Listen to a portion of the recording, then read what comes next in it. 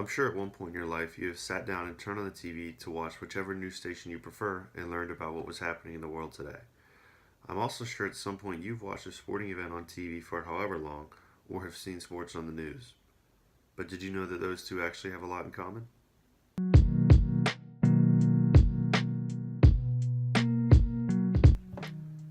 Activism in sports has not always been widely accepted as it is today. Recently, we're seeing this as a staple in sports and is accepted in the current public sphere around politics and sports. For example, in the present day NBA, teams are commonly wearing warm up shirts with a certain phrase or even a hashtag on it showing support for whatever topic might be at hand that day. Nowadays, it's even widely accepted or even encouraged for these stars and athletes to speak out on social issues.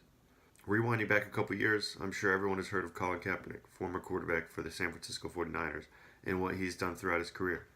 His action of kneeling during the national anthem, the moment I believe truly sparked activism in sports. While this movement was shunned by most of the public at the time, his fellow athletes loved the move and had his back fully. And as something that also attaches on the end of this also extended into the world of rapping.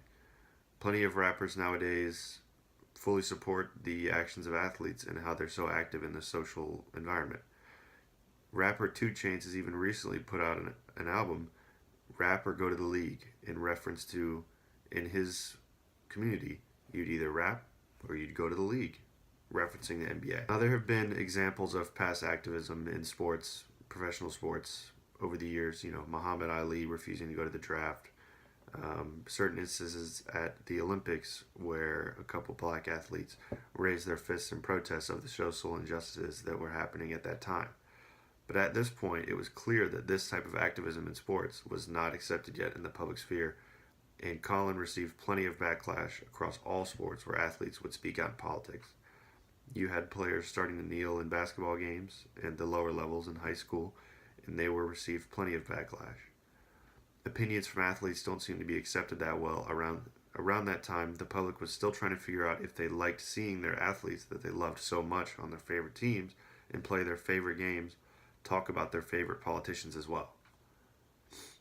In the year 2019, the public seems to be more accepting of the social activism that is created by athletes, even creating the hashtag activism as seen in the footage I'll show. I personally like the way athletes speak out on the issues at hand, and I hope that we can continue to see a positive shift in that direction for years to come. If you follow the NBA, I'm sure you've heard about the situation between LeBron James and Fox News anchor Laura Ingraham. This all started when LeBron James commented on Donald Trump on Twitter, calling him a bum, in which Laura Ingraham responded, telling LeBron James to basically shut up and dribble and to stay in his lane, which was basketball, and leave politics to the actual politicians. This sparked a huge controversy throughout the athletic world as well as the political world, and this was on news stations, TVs, everywhere. All the athletes were talking about it. All the politicians were talking about it on news, Fox News, CNN, you name it. This also fueled the fire that LeBron James and fellow star Kevin Durant were in an interview in a car with ESPN anchor Carrie Champion, where they talked about Donald Trump more and continued to bash him and dislike their policies and whatnot. What also around this time is former NBA champion, the Golden State Warriors. Their team actually refused to go to the White House visit that they were granted once a professional team wins a championship. And this just fueled the fire further and further. I'll leave you with this.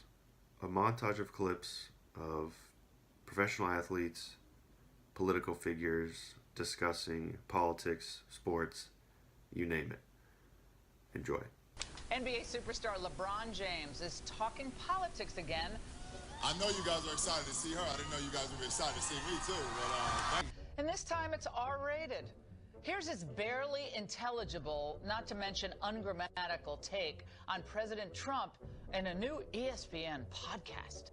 The number one job in America, the point of person, is someone who doesn't understand the people and really don't give a about the people. It's not even a surprise when he says something.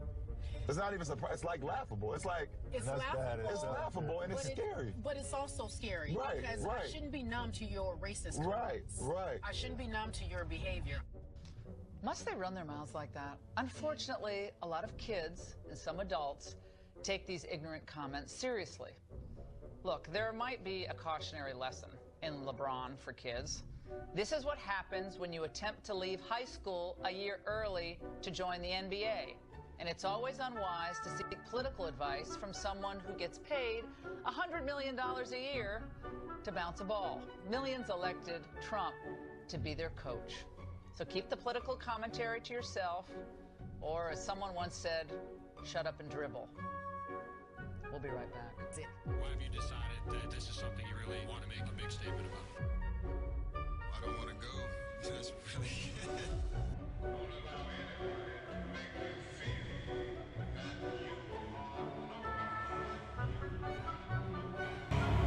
Is there any regret that you got into a name-calling situation with the president? No.